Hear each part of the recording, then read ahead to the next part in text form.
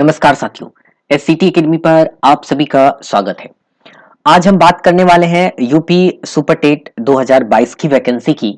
यह वैकेंसी कब आने वाली है, इस वैकेंसी में हमें बैठने के लिए क्या एलिजिबिलिटी होनी चाहिए, आपकी क्या एज लिमिट होनी चाहिए, परीक्षा का पैटर्न क्या है, सिलेबस क्या है और लास्ट में हम आपका कुछ क्वेश्चन लेंगे। ये सारी जानकारी जानने वाले हैं। तो आप लोग यह वीडियो एक तरफ से देखते चलिएगा, स्किप मत कीजिएगा, क्योंकि अगर आप स्किप करेंगे तो आपको बहुत सारी चीजें छूट जाएगी। तो हम इस वैकेंसी को एक एक करके टू दी पॉइंट समझने वाले हैं। साथ ही हम यहाँ पर कुछ ऑफिशियल नोटिस दिखाएंगे, ऑफिशियल नोटिफिकेशन दिखाएंगे, जिसके माध्यम से हम आपके सिलेबस की चर्चा करेंगे कि पूर्व में क्या सिलेबस था, वर्तमान में क्या सिलेबस है, पहले परीक्षा का पैटर्न क्या था, अभी वर्तमान में क्या परीक्षा का पैटर्न होगा। इस सभी की चर्चा हम आज इस वीडियो में करने वाले हैं। तो आप सभी को पता होगा कि कुछ दिन पहले, लगभग सप्ताह भर पहले जो है अनाउंस हुई थी 17,000 पोस्ट की। तो 17,000 पोस्ट सुपर टेट जो आपका सहायक शिक्षक भर्ती परीक्षा जो है वो 17,000 के पोस्ट आने वाली है। सहायक भर्ती परीक्षा को ही सुपर टेट कहा जाता है। तो इसमें 17,000 पोस्ट, इससे पहले 97,000 पोस्ट दिखने वाली थी, लेकिन 97,000 पोस्ट ना देकर 17,000 पोस्ट के बारे में ट्विटर के माध्यम से अनाउंसमेंट हुई थी। लेकिन इस यह पोस्ट में जो है बढ़ोतरी संभव है या फिर कमी भी संभव हो सकती है। तो बस आपको बेटा एक सीट से मतलब है, इसलिए आप एक सीट के लिए अपनी तैयारी आज से शुरू कर दो। इसका अभी तक 17,000 पोस्ट का कोई भी ऑफिशियल नोटिफिकेशन नहीं आया है, बस ट्विटर के माध्यम से ये जानकारी मिली है कि आने वाले समय में 17,000 पोस्ट की जो है सुपर टेट की वैकेंसी आने वाली है यूपी के गवर्नमेंट यानी यूपी के प्राथमिक शिक्षक भर्ती परीक्षा हेतु शिक्षक बनने के लिए। तो ये 17,000 पोस्ट के लिए जो भर्ती है, इसमें क्या एलिजिबिलिटी होगी, आपकी क्या योग्यता होगी, हम सभी के बारे में टू दी पॉइंट चर्चा करने वाले हैं पुराने ऑफिशियल नोटिफिकेशन के तहत। और उसके तहत हम यह भी जानेंगे कि इसमें आप बैठ सकते हैं या नहीं बैठ सकते हैं, बैठने के लिए क्या एलिजिबिलिटी होनी चाहिए, पास होने के लिए कितना परसेंटेज होनी चाहिए। ये सारी बातों की चर्चा हम आज इस वीडियो में करने वाले हैं।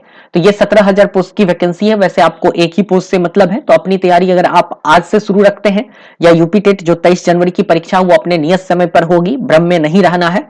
बहुत सारे पोस्ट फेसबुक वगैरह पर देखते हैं तो स्टूडेंट कमेंट करके पूछते हैं क्या सर सही में रद्द हो गई, ऐसा बिल्कुल भी नहीं है, भ्रमित नहीं होना है। आप अपनी तैयारी को कंटिन्यू रखिए। यूपी टेट की परीक्षा के बाद आप सुपर टेट की परीक्षा रेगुलर कर देनी है, सुपर टेट की परीक्षा की तैयारी रेगुलर कर देनी है। सुपर टेट की परीक्षा की तैयारी हम आपको इस चैनल यूट्यूब के माध्यम से हम करवाएंगे, एक एक चैप्टर को टू दी पॉइंट थ्योरी, साथ ही आपको क्वेश्चंस भी देंगे। क्वेश्चंस आपको हमारे एससीटी एकेडमी के मोबाइल एप्लीकेशन पर मिलेगा। फिर आपको उस कंप्लीट क्वेश्चन का हम फुल एक्सप्लेनेशन भी देंगे और साथ में जो चैप्टर पढ़ाएंगे उसका कंप्लीट थ्योरी के साथ चीजों को बताएंगे। तो आप अगर चैनल पर अभी नए हैं तो आप हमारे चैनल को सब्सक्राइब कर लीजिए। साथ ही अभी जो वर्तमान में सुपर टेट की जो वैकेंसी आने वाली है इसके बारे में अभी हम चर्चा करेंगे, सिलेबस वगैरह देखेंगे। ठीक है बेटा, तो हम शुरू करते हैं सुपर टेट के सिलेबस के बारे में, साथ ही एलिजिबिलिटी के बारे में। तो सबसे पहले हम देखेंगे इसका एलिजिबिलिटी यानी योग्यता क्या है, मतलब कौन से अभ्यर्थी इस परीक्षा में बैठ सकते हैं। सबसे पहले तो योग्यता जरूरी है। अगर आपको अपनी योग्यता पता होगी तभी आपको पता चलेगा कि नहीं हम इस परीक्षा में बैठने के योग्य हैं या अयोग्य है, ये बात पहले पता होना चाहिए। तो देखिए इसकी योग्यता क्या है। ये जो है आप देख रहे हैं ये नोटिस, ये ऑफिशियल नोटिफिकेशन है। ठीक है, ये पुरानी ऑफिशियल नोटिफिकेशन है। आपको पता होगा कि अभी तक यूपी में 2 सुपर टेट की एग्जाम हुई है, एक बार 2018 में और एक बार 2019 में। 2018 में जो यूपी टेट मतलब यूपी में सुपर टेट की जो परीक्षा हुई थी, उस सुपर टेट की परीक्षा में जितने भी क्वेश्चंस पूछे गए थे वो सारे ऑब्जेक्टिव ही थे, मतलब 150 क्वेश्चन पूछे गए थे, लेकिन उस क्वेश्चन का एमसीक्यू नहीं दिया गया था। मैं एक बार पुनः बता देता हूं, 2018 की जो सुपर टेट की परीक्षा हुई थी उसमें जितने भी क्वेश्चन थे वो सारे ऑब्जेक्टिव थे। ऑब्जेक्टिव कहने का मतलब हुआ कि वो एक एक मार्क्स वाले ही क्वेश्चन थे, लेकिन किसी भी क्वेश्चंस का एमसीक्यू नहीं दिया गया था, ऑप्शन नहीं दिया गया था, वहां पर कोई भी ऑप्शन नहीं था, डायरेक्ट क्वेश्चन लिख दिए थे और आपको एक शब्द में उत्तर देना था।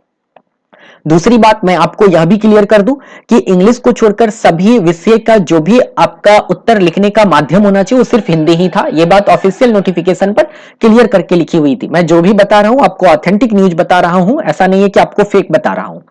तो मैं पुनः आपको बताता हूं कि जब पहली बार सुपर टेट की एग्जाम हुई थी उसमें ऑप्शन नहीं था, आपको जो उत्तर लिखना था वो शब्द में लिखना था। आपको वहां पर उत्तर पुस्तिका मिलते थे, उसमें क्वेश्चन नंबर डालकर एक शब्द में उत्तर देना था। 3 घंटे की परीक्षा थी, पहली बार जो हुई थी।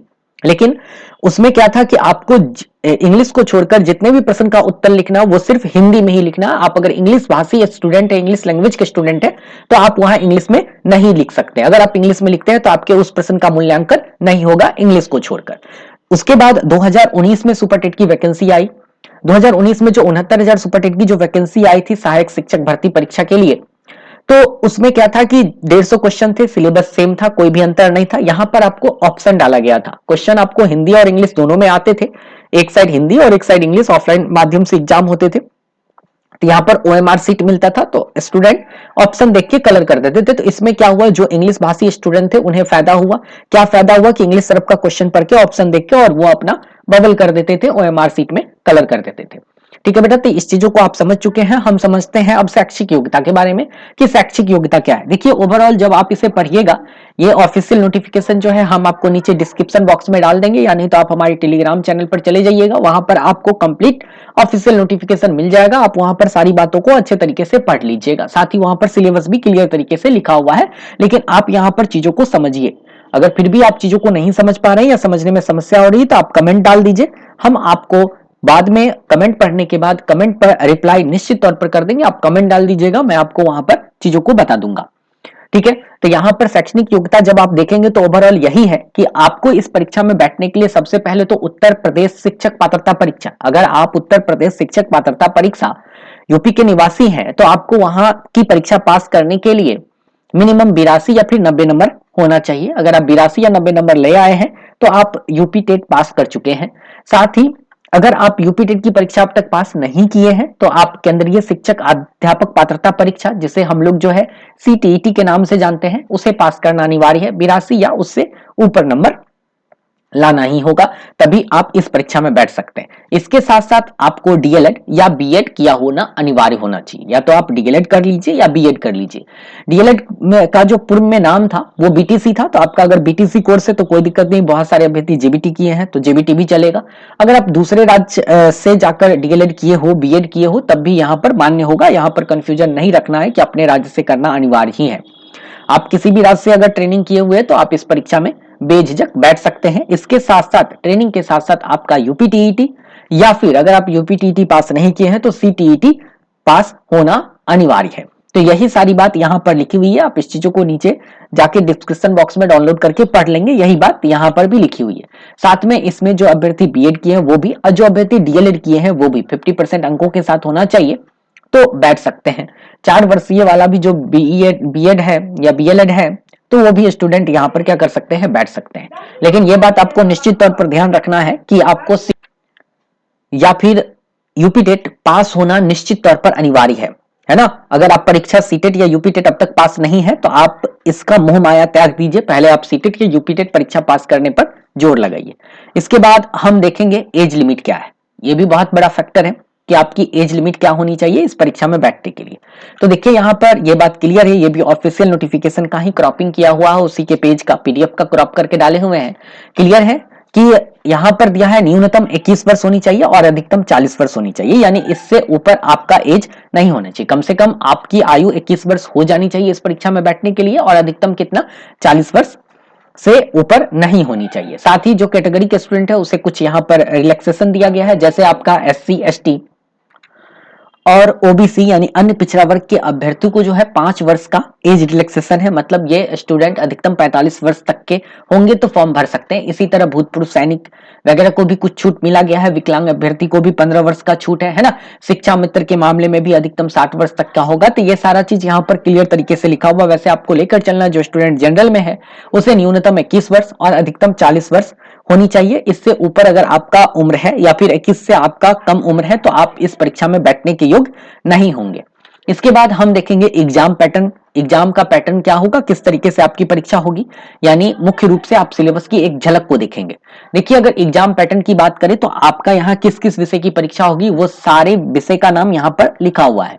जैसे भाषा हिंदी, अंग्रेजी और संस्कृत, इससे आपके परीक्षा में 40 अंक के 40 क्वेश्चंस पूछे जाएंगे, जहां पर हिंदी के 20 क्वेश्चंस होंगे, अंग्रेजी के 10 क्वेश्चंस होंगे और संस्कृत के 10 क्वेश्चंस होंगे।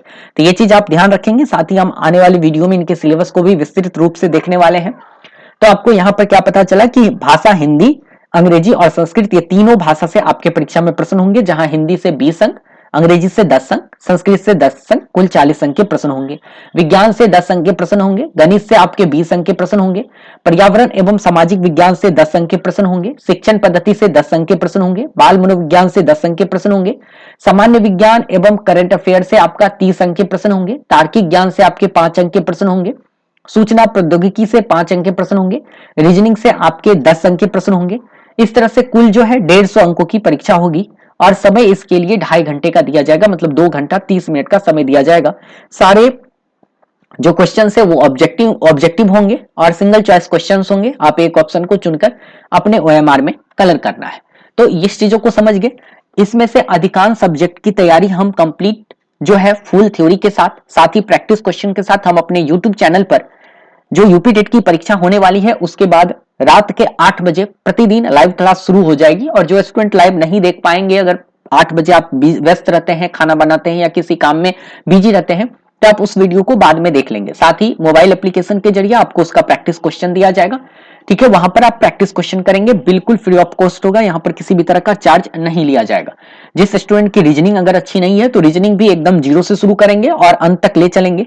साथ ही साथ यहाँ पर हम गणित, बहुत सारे स्टूडेंट का कंप्लेन आता है सर मेरी गणित बहुत वीक है। गणित देखिए यहाँ 20 नंबर का है, तो गणित की तैयारी हम एकदम शून्य से शुरू कराएंगे और काफी ज्यादा क्वेश्चन भी प्रैक्टिस कराएंगे। आगे लेकर भी आप लोग को चलेंगे और हम आपको परीक्षा तक एकदम लेकर चलेंगे और एनी हाउ परीक्षा में उत्तीर्ण भी करवा देंगे। तो ये सारा सिलेबस है। इस चीज की जानकारी जो है आपको नीचे डिस्क्रिप्शन बॉक्स में, मैंने बार बार बोल रहा है कि वो नीचे आपको मिल जाएगी, सारी विस्तृत सिलेबस वहां पर लिखी होगी। अब हम बात करेंगे इसके फुल सिलेबस के बारे में कि इसके सिलेबस के अंदर क्या क्या है। जैसे अगर हिंदी है तो हिंदी में हमें क्या क्या पढ़ना है, विज्ञान है तो उसके अंदर हमें क्या क्या पढ़ना है, रीजनिंग है तो उसके अंदर हमें क्या क्या पढ़ना है। अब उसके बारे में हम अब विस्तार पूर्वक देखने वाले हैं। तो देखिए यहाँ पर भाषा हिंदी, संस्कृत और अंग्रेजी, इसमें आपका क्या क्या होगा उसको समझिएगा। इससे मैंने शुरू में ही बताया था कुल 40 अंक के 40 प्रश्न होंगे। तो भाषा हिंदी में 20 अंक के प्रश्न होंगे, अंग्रेजी में 10 अंक के प्रश्न होंगे, संस्कृत में भी 10 अंक के प्रश्न होंगे। इस सभी भाषा विषय में व्याकरण से प्रश्न पूछे जाएंगे। व्याकरण जो भी होता है, संज्ञा, सर्वनाम, लिंग, है ना, जो भी है व्याकरण आप देख रहे हैं, चाहे वो आपका क्रिया हो, कारक हो, जो भी आपका चाहे लोकोक्तियां हो गया, मुहावरे हो गया, विपरार्थक शब्द हो गया, श्रुति भिन्नार्थक शब्द हो गया, जितने भी ग्रामर है वो सारे होंगे। साथ ही आपका जो है अपठित गद्यांश और पद्यांश होगा। उसी तरह इंग्लिश में भी आपका ग्रामर होगा, कंप्रीहेंशन होगा, ठीक है। तो ये आपका जो आप देख रहे हैं व्याकरण एवं पठित गद्यांश पद्यांश, ये आपका संस्कृत वगैरह और हिंदी में भी रहेगा और अंग्रेजी में आपका ग्रामर और कंप्रीहेंशन रहेगा, जो कुल 40 अंक के पूछे जाएंगे। विज्ञान से देखिए, साथ ही में आपको एक बुक का भी हम बात करते चलेंगे। यहाँ पर विज्ञान की बात करें तो दैनिक जीवन में विज्ञान, दैनिक जीवन में जो हमारा गणित का उपयोग होता है, जो हम साइंस का उपयोग करते हैं, इस चीजों को भी हमें यहाँ पढ़ना है। साथ ही गति, बल, ऊर्जा, दूरी, प्रकाश, ध्वनि, जीवों की दुनिया, मानव शरीर, स्वास्थ्य, स्वच्छता एवं पोषण, पर्यावरण एवं प्राकृतिक संसाधन, पदार्थ एवं पदार्थ की अवस्थाएं, ये सारा विज्ञान की सिलेबस है। अगर हम इसके किताब की बात करें तो आपको जो है यहाँ पर जो वहां की किताब है, यूपी की जो किताब है, एनसीईआरटी की जो बुक है या यूपी गवर्नमेंट की जो बुक है, वहां की बुक का अगर आप 10th तक अध्ययन करते हैं तो आपको इसकी तैयारी पूरी हो जाएगी। साथ ही एक जनरल कंपटीशन की बुक आती है लुसेंट पब्लिकेशन की, अगर आप वो बुक लेते हैं तो वहां से भी अगर आप चीजों को खुद तैयारी करते हैं तो यहाँ से आप समझ जाइएगा। फिर भी कुछ ऐसे चैप्टर है इसमें जो टेक्निकल चैप्टर है, जहां से क्वेश्चन थोड़ा घुमा फिरा के पूछे जाते हैं, तो इसकी तैयारी हम आपको इस चैनल के माध्यम से भी करवा देंगे। तो विज्ञान में कुल 10 अंकों के प्रश्न होंगे, 10 क्वेश्चन रहेंगे। आप ये मत सोचिए कि ये 10 अंक की तैयारी के लिए मुझे कितना पढ़ना है। जी नहीं, आपको एक एक नंबर की तैयारी करना है, क्योंकि बूंद बूंद करके ही घड़ा भरता है ना बेटा। तो एक एक नंबर की तैयारी करनी है, तो एक एक चीजों को पढ़ना है, छोड़ना कुछ भी नहीं है। इसके बाद अगर हम गणित की बात करें तो गणित में देखिए क्या है, अंकीय क्षमता यानी न्यूमेरिकल एबिलिटी, ठीक है। आपको सिलेबस बेटा हिंदी में ही मिलेगा, अंग्रेजी में यहाँ का नोटिफिकेशन नहीं आता है। साथ ही आपको हिंदी जानना अनिवार्य है। अगर आप वहां के टीचर बनते हैं तो आपको हिंदी में ही पढ़ाना पड़ेगा। अगर आप इंग्लिश भाषी हैं, सोचेंगे अगर मैं इंग्लिश में ही पढ़ाऊंगी या पढ़ाऊंगा, तो ऐसा पॉसिबल नहीं है। इसलिए आपको हिंदी में सारा चीज करना है। क्वेश्चंस वहां इंग्लिश में पूछे जा रहे हैं और हिंदी में भी पूछे जा रहे हैं, मतलब बाइलिंगुअल क्वेश्चन आते हैं। अगर आपका 2018 की तरह क्वेश्चन दे दिया और बोल दिया हिंदी में लिख देने के लिए, तो इंग्लिश वाले स्टूडेंट बाहर फेंका जाएंगे अगर आप हिंदी पर ध्यान नहीं देते हैं। तो इतना नहीं सोचना है। हिंदी आपकी मातृभाषा है और हिंदी को लेकर भी चलना है, राष्ट्रभाषा है और लेकर चलना है, उसे पढ़ना है, थोड़ा बहुत मेहनत करना पड़ेगा, है ना बेटा। तो गणित में क्या है, आपका न्यूमेरिकल एबिलिटी यानी अंकीय क्षमता है। इसकी तैयारी हम आपको यहाँ पर एकदम निश्चित तौर पर अच्छे तरह से एक्सप्लेनेशन के साथ ही साथ वीडियो पीपीटी के थ्रू मैं काफी अच्छे तरीके से बता दूंगा और साथ ही सारे कॉन्सेप्ट को क्लियर कर दूंगा। गणितीय संक्रियाएं जो जोड़ घटाव गुणा भाग होता है, काफी ज्यादा घुमा फिरा के जो सवाल पूछे जाते हैं यहां से होगा। दशमलव का जो सवाल होते हैं ये है, स्थानीय मान हो गया, अंकित मान हो गया, भिन्न हो गया, ब्याज हो गया, लाभ हानि हो गया, प्रतिशत हो गया, विभाज्य हो गया, गुणनखंड हो गया, एकीक नियम है, सामान्य बीज गणित है, नॉर्मल बीज गणित के सवाल होंगे, क्षेत्रफल है, औसत है, आयतन है, अनुपात है, सर्व समीकरण है, सामान्य ज्यामिति है, सामान्य सांख्यिकी है। ये जितना चीज आप देख रहे हैं इससे आपके 20 अंक के प्रश्न होंगे, ठीक है। तो आपको मैं इसकी तैयारी अच्छे तरीके से कराऊंगा। साथ ही अगर बुक की बात करें तो इसके लिए मार्केट में आप बुक मत लीजिए, मेरे पास इसका कंप्लीट नोट्स भी है, साथ ही इसमें अच्छे तरीके से क्वेश्चंस को भी हमने डाला है, तो आपको वहां से क्वेश्चंस बनाइएगा। साथ ही मैं आपको बहुत ज्यादा प्रैक्टिस भी करवाऊंगा, तो काफी अच्छे तरीके से आपकी तैयारी गणित की हो जाएगी। इसकी मैं फुल गारंटी लेता हूं, यहाँ जो है आपको कहीं भी दिक्कत नहीं होगा। मैं एक एक चीजों को अच्छे तरीके से गणित में जो है बता दूंगा। बस आपसे इतना मेहनत करने का एक ही चीज लूंगा कि आप हमारे वीडियो को शेयर करेंगे, लाइक करेंगे, ठीक है, दोस्तों के भी शेयर करेंगे ताकि ज्यादा से ज्यादा लोगों तक लाभ पहुंच सके। तो काफी अच्छे तरीके से मैं इस चीजों को क्लियर करूंगा। अगर वैकेंसी की बात करें तो वैकेंसी जो है बेटा अब इलेक्शन के बाद ही आने की संभावना, जो ऑफिशियल नोटिफिकेशन है वो आपका उम्मीद करते हैं कि इलेक्शन के बाद ही आपकी वैकेंसी जो है आने की संभावना बनती है। तो अपनी तैयारी अगर आप अभी शुरू रखते हैं, क्योंकि जल्दी करके सारे एग्जाम ले लिए जाते हैं, जल्दी से रिजल्ट दे दिए जाते हैं, तो बाद में आपके पास समय नहीं मिलेगा। तो आप अपनी तैयारी शुरू कर दो, है ना, ये मत सोचो कि मुझे क्या होगा। और पता है जो आप अभी सिलेबस देख रहे हैं ना, अगर आप इस सिलेबस की तैयारी करते हैं ना, तो अगर आपको यहाँ नहीं तो केवीएस में भी लगभग ये सब सिलेबस है, वहां आपको काम देगा। एनवीएस में ये सब सिलेबस है, DSSB सब में भी काम देगा। तो बेटा आप तैयारी रखो, है ना, यहां तीर नहीं लगा तो कहीं तो निशाना लगेगा ही, है ना। तो वही चीज है। तो गणित का भी सिलेबस यही है, ये सारी चीज का जो है ज्यामिति हो, सांख्यिकी हो, सब कुछ आपको क्लियर करके बताऊंगा। इसके बाद पर्यावरण एवं सामाजिक अध्ययन की बात करें तो यहाँ पर है पृथ्वी की संरचना, नदियां, पर्वत, महाद्वीप, महासागर व जीव, प्राकृतिक संपदा, अक्षांश और देशांतर, सौरमंडल, भारतीय भूगोल, भारतीय स्वतंत्रता संग्राम, भारतीय समाज सुधारक, भारतीय संविधान, हमारी शासन व्यवस्था, यातायात एवं सड़क सुरक्षा, भारतीय अर्थव्यवस्था एवं चुनौतियां, हमारी सांस्कृतिक विरासत, पर्यावरण संरक्षण, प्राकृतिक आपदा प्रबंधन। इससे आपके 10 अंकों के 10 प्रश्न होंगे। ये आपका ईवीएस और आपका एसएसटी के सिलेबस है, यहां से भी आपकी परीक्षा से प्रश्न पूछे जाते हैं। तो ये चीज अगर आप पढ़ना चाहते हैं तो वही लूसेंट वाला जो आप बुक कर देंगे ना विज्ञान के लिए, तो वहां पर भी ये लूसेंट वाले बुक में ये सारे चैप्टर भी अच्छे तरीके से दिए हुए मिल जाएंगे। वैसे अगर आप जो यूपी की किताबें हैं, जो यूपी के सरकार के स्कूल में जो चलती है वो, या फिर एनसीईआरटी किताबों का अध्ययन करेंगे तो यहाँ से आपको तैयारी भी पूर्ण हो जाएगी। साथ ही हम आपको इस पर क्वेश्चन प्रैक्टिस कराने की भी कोशिश करेंगे। वैसे तो गणित की मैं पूरा रिस्क लेता हूँ, गणित तो मैं आपको पूरी एकदम जीरो से शुरू करके ऊपर तक 100 तक पहुंचा दूंगा, शिखर तक पहुंचा दूंगा। गणित में कहीं भी समस्या नहीं होने दूंगा। ये सब में क्या है ना, ये सब आपको पढ़ने वाला, यहाँ पर टेक्निकल सब्जेक्ट है नहीं, आप चीजों को समझने वाला सब्जेक्ट है नहीं, क्योंकि आप खुद भी पढ़कर चीजों को समझ सकते हैं। तो ये सब की तैयारी आप स्वयं कर सकते हैं और अपने आप में ये बहुत ज्यादा भी नहीं है, है ना। यहाँ पर सिलेबस भी सीमित है।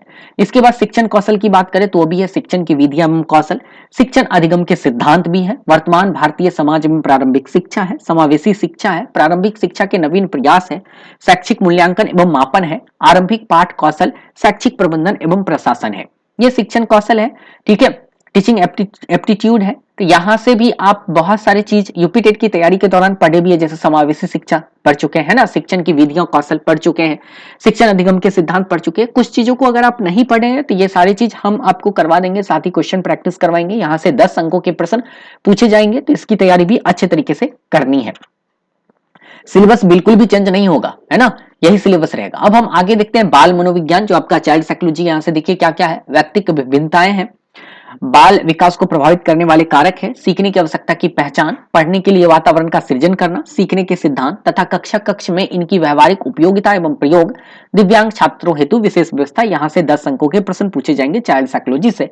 तो इसमें से भी आप अधिकांश चैप्टर जो है यूपी टेट में पढ़ चुके हैं या सीटेट की तैयारी के दौरान पढ़ चुके हैं। कुछ ही चैप्टरों में आपको मेहनत करना पड़ेगा, लेकिन बेटा मेहनत तो करना पड़ेगा क्योंकि नौकरी तो लेनी है ना, इसलिए मेहनत करना पड़ेगा। वीडियो थोड़ा अगर लंबा है तो आप चीजों को देखिए, समझिए, और अच्छा लग रहा है तो वीडियो को लाइक कीजिए, दोस्तों के बीच शेयर कीजिए, ठीक है।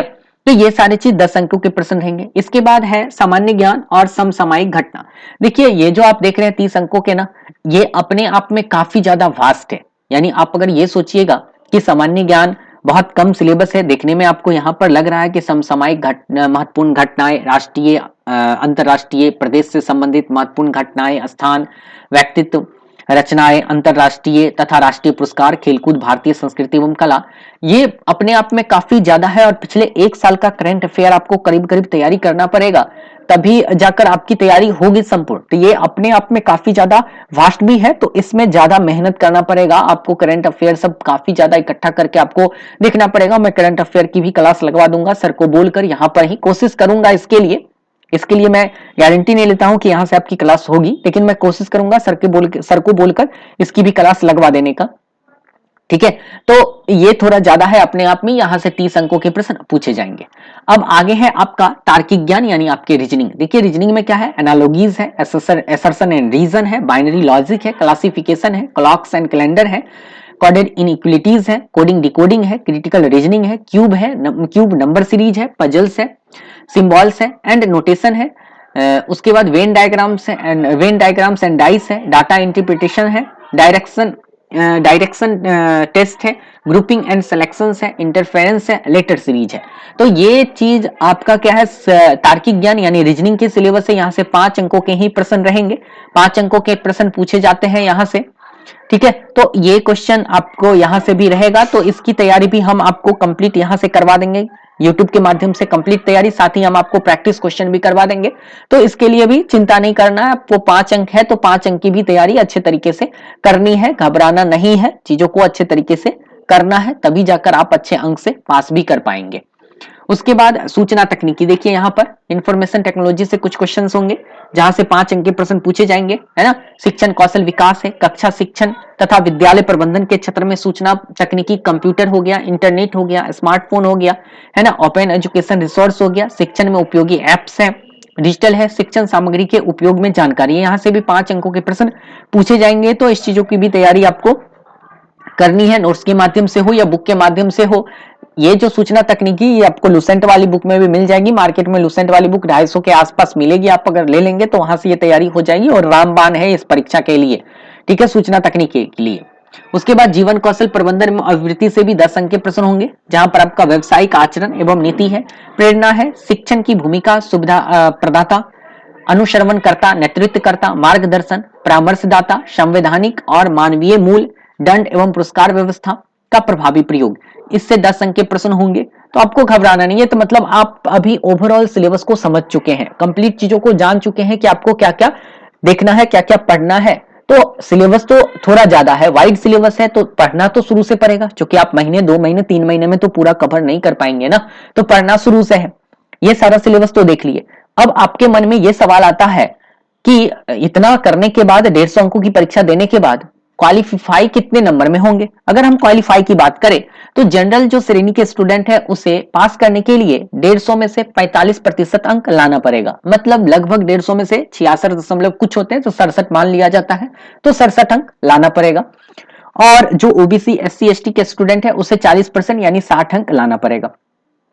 अब आप सोच रहे होंगे कि ये 67 या 60 अंक लाना तो आसान है, ये तो हम ले आएंगे, लेकिन बेटा ले आने से आपकी नौकरी नहीं होती, ये तो सिर्फ आपको एक पास मिल रहा है। ऐसे समझ लो कि आपने गया कुछ देखने, सर्कस वगैरह या मूवी वगैरह देखने गया और वहां आपने पास लिया, कि अंदर एंट्री के लिए पास लगता है। आप डिज्नीलैंड जाते हैं तो एंट्री करते हैं, तो वहां पर बाहर पास लेना पड़ता है ना, तो बस यही है आप पास, मतलब आपको पास मिल गया। आप इसके अंदर एंट्री तो ले लिए, लेकिन सीट उसी को मिलेगा, ठीक है, जो और अधिक अंक लाएंगे। मतलब क्या हुआ कि आपको वीवीआईपी सीट चाहिए ना, तो इसके लिए आपको और अधिक अंक लाने पड़ेंगे। अगर आप अधिक अंक लाएंगे, मान लेते हैं कि सीट की संख्या 10 है। आप चीजों को समझिए अच्छे तरीके से कि सीट की संख्या बेटा 10 है और उस 10 सीट में 20 स्टूडेंट फाइट करने वाला, मतलब 20 ऐसे स्टूडेंट है जिनका 67 या उससे ऊपर अंक आ गया, तो क्या वो 20 को नौकरी मिलेगी 10 सीट पर? 10 सीट पर बैठ पाएंगे वो 20 स्टूडेंट? नहीं बैठ पाएंगे ना।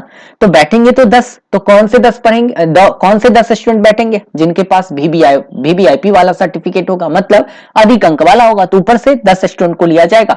तो आपको ये नहीं सोचना है कि मुझे सिर्फ 67 लाना है या मुझे सिर्फ 60 लाना है, आपको कम से कम 120, 125, 130 नंबर के बारे में सोचना है, तभी जाकर आप अपनी एक सीट को पकड़ पाएंगे। तो तैयारी आपको एकदम काफी तेजी से करनी पड़ेगी, मेहनत के साथ करनी पड़ेगी। 2-2, 3-3, 4-4, 5-5 घंटे बैठ के पढ़ना पड़ेगा। आप ये सोचेंगे कि चलो कोई बात नहीं है, थोड़ा बहुत पढ़ लेते हैं, परीक्षा पास कर लेंगे, ऐसा नहीं होता है बेटा। आपसे ज्यादा पढ़ने वाले बैठे हुए हैं, वो दिन रात मेहनत कर रहे हैं, वो आपसे आगे निकल रहे हैं, और सीट भी देख लिया ना कितने कम है और कितने स्टूडेंट बैठते हैं। ठीक है, तो ये चीज है। तो आपको अच्छे अंक लाने के लिए सभी चीजों को पढ़ना पड़ेगा। आप ये सोचेंगे मैथ 20 नंबर का है, मुझे तो आता नहीं है, तो मैं मैथ की तैयारी छोड़ देता हूं, बाकी कर लेता हूं। जी नहीं, आप मैथ भी पढ़ें, क्योंकि आपका वही 20 अंक आपका वेटेज बनाएगा। बाकी चीज में तो आप अगर मान लेते हैं कि अगर आप 130 की तैयारी कर रहे हैं तो वैसे तो काम चलेगा नहीं ना, आपको 150 नंबर की तैयारी करनी पड़ेगी, मैथ को लेकर हो या रीजनिंग को लेकर हो, ये सारी चीजों की तैयारी करनी पड़ेगी। सोच को ऊंचा रखना पड़ेगा और आराम से पास तो होंगे, क्यों नहीं पास होंगे, है ना। पास एकदम एनी हाउ पास होंगे। तो ये चीज है, आपको न्यूनतम इतना लाना होगा। अब आप परीक्षा भी पास कर लिया, अब बात आती है कि हमारा जब परीक्षा हो जाता है, सब कुछ हो जाता है, तो मेरिट कैसे बनेगा। तो मेरिट के बारे में देखते हैं, मेरिट कैसे बनेगा वो देखिए।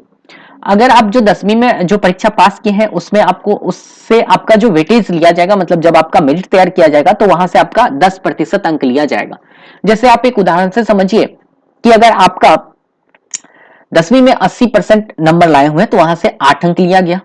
उसके बाद इंटर से भी 10% अंक लिया जाएगा, मतलब अगर इंटर में 70% लाए हैं तो 70 का 10% कितना हो गया बेटा? 7, तो 7 अंक ये हो गया। पहले हाई स्कूल से 8 अंक हुआ, इंटरमीडिएट से 7 अंक मिला। स्नातक में अगर आपने 80% अंक लाया, स्नातक में अगर आप 80% अंक ले आए हैं, ठीक है, चूंकि स्नातक चाहिए, आप ये सोचेंगे कि डीएलएड के साथ डायरेक्ट मैं सीटेट क्वालिफाई हूं बैठ जाऊंगा, पॉसिबल नहीं है, आपको कम से कम स्नातक करनी ही पड़ेगी। तो यहां से 10, अगर स्नातक में 70% है तो यहां से भी आपका कितना होता है? 70 का 10%, तो 7 अंक इससे भी लिया जाएगा। उसके बाद शिक्षक प्रशिक्षक प्रमाण पत्र के 10% अंक है। शिक्षक प्रशिक्षण प्रमाण पत्र, मतलब जो आपने बीएड या डीएलएड किया है उसमें जितने अंक है वहां से 60% अंक लिया जाएगा। साथ ही आपने सुपरटेट के जो एग्जामिनेशन में रिटेन नहीं है, अब तो ऑब्जेक्टिव हो गया, पहले रिटेन था जहां पर 1 वर्ड में जो है आंसर देना होता था, तो वहां जो है 60% अंक जो है वहां से लिए जाएंगे। अगर मान लो बेटा कि आप 150 में से 100 अंक लाते हैं तो 60 अंक उससे लिया जाएगा, मतलब आपका वहां पर 60 ही काउंट किया जाएगा कि आपने 100 अंक तो लाया लेकिन वो 60 अंक लिया जाएगा। 8 अंक किससे था? हाई स्कूल से, 7 किससे? इंटरमीडिएट से, 7 किससे? स्नातक से, और 8 किससे? बीएड डीएलएड से। ये सभी को जोड़कर आपका जो है मेरिट बनाया जाएगा। वैसे तो बहुत सारे स्टूडेंट अपना मेरिट बनाकर बैठे ही होंगे, लेकिन ये सब सोचना नहीं है। पहले तो आपको अच्छे नंबर से परीक्षा पास करना है, फिर ये सब में आपको आना पड़ेगा, इस सब चीजों को देखना पड़ेगा। ठीक है, ये सारी चीज थी। इसके बाद अब हम कुछ आप लोग का FAQ लेते हैं लास्ट में और देखते हैं फ्रीक्वेंटली आस्क्ड क्वेश्चन जो पूछे जाते हैं बच्चे से। क्वेश्चन है, क्या सुपर टीईटी एग्जाम में नेगेटिव मार्किंग का प्रावधान है? जी नहीं, सुपर टीईटी के परीक्षा में किसी भी तरह का नकारात्मक अंकन का प्रावधान नहीं है, मतलब आपको गलत क्वेश्चन होने पर एक भी अंक सही क्वेश्चन से नहीं कटेंगे। ये क्वेश्चन क्लियर हो गया, कोई दिक्कत नहीं बच्चे। आगे बढ़ते हैं।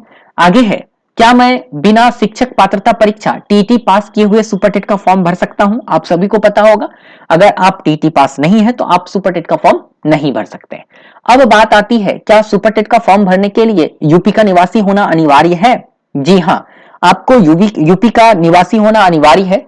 अगर आप यूपी के निवासी नहीं है तो पिछले 5 वर्षों से आप यूपी में रह रहे हैं, इसका निवास प्रमाण पत्र आपके पास है तो आप सुपरटेट का फॉर्म भर सकते हैं और यूपी में नौकरी ले सकते हैं। ठीक है, तो ये सारी चीज है। इसके बाद भी अगर कुछ छूटा रह गया है, अगर मैं आपको नहीं बता पाया हूं तो आप नीचे कमेंट में अपना क्वेश्चंस को डाल दीजिए, हम आपको निश्चित तौर पर रिप्लाई कर देंगे।